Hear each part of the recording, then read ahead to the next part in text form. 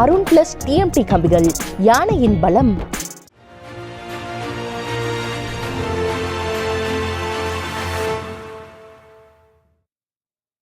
தேர்தல் பரப்புரையின் போது பல்வேறு அரசியல் கட்சி தலைவர்கள் பேசியதை சுருக்கமாக பார்க்கலாம். பெரம்பலூரில் திமுக வேட்பாளர் அருண் நேருவை ஆதரித்து விசிக தலைவர் திருமாவளவன் பரப்புரை செய்தார். அப்போது அதிமுக பாஜக இடையே மறைமுக கூட்டணி இருப்பதாகவும், மோடி மீண்டும் பிரதமரானால் ரேஷன் கடைகள் இருக்காது என்றும் விமர்சித்தார். மோடி மீண்டும் பிரதமரானால் ரேஷன் கடைகள் இருக்காது. மோடி மீண்டும் பிரதமரானால் 100 நாள் வேலை திட்டம் இருக்காது. மோடி மீண்டும் பிரதமரானால் சமூக நீதி என்கிற கொள்கை குழி தோண்டி புதைக்கப்பட்டுவிடும். இடஒதுக்கீடு இருக்காது. எஸ்சி எஸ்டி ஓபிசி மக்களுக்கான கல்வி வேலை வாய்ப்பு போன்றவற்றில் இடஒதுக்கீடு இருக்காது. மோடி மீண்டும் பிரதமரானால் சாதி வெறியும் மதவெறியும் தான் இங்கே நீரூற்றி வளர்க்கப்படும். மக்களுக்கு இடையிலே அமைதி இருக்காது.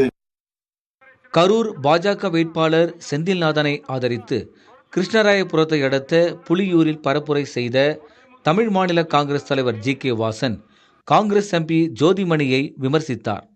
கரூருடைய பாராளுமன்ற உறுப்பினரை எடுத்துக் கொள்ளுங்கள். டெல்லியிலே இருப்பார், சென்னையிலே இருப்பார், அல்லது வேறு மாநிலங்களிலே கட்சி பணிக்காக இருப்பாரே தவிர கரூரிலே சொந்த தொகுதியிலே வாக்களித்த மக்களோடு இருப்பது என்பது மிக மிக மிக குறைவு என்பதில் மாற்று கருத்து கிடையாது.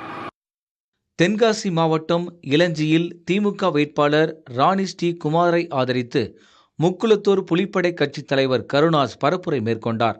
அப்போது பேசிய அவர், பாஜகவில் ரவுடிகளுக்கு என்ன பொறுப்பு கொடுக்க வேண்டும் என்பதற்காகவே அண்ணாமலை IPS படித்துள்ளதாக சாடினார். பாஜகவில் சேர தனக்கு அழைப்பு வந்தபோது அதனை மறுத்துவிட்டதாகவும் தெரிவித்தார்.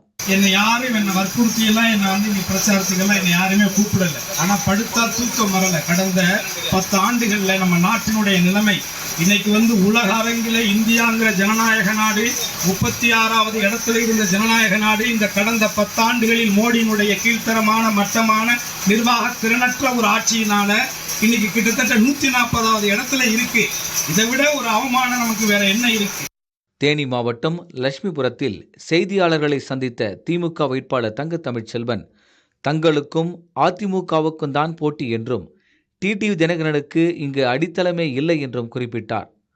முதலமைச்சராக ஓ பன்னீர்செல்வம் இருந்தபோது அவரை டிடிவி தினகரன் மிரட்டி ராஜினாமா கடிதத்தை வாங்கியதாகவும் தங்க தமிழ்ச்செல்வன் கூறினார்.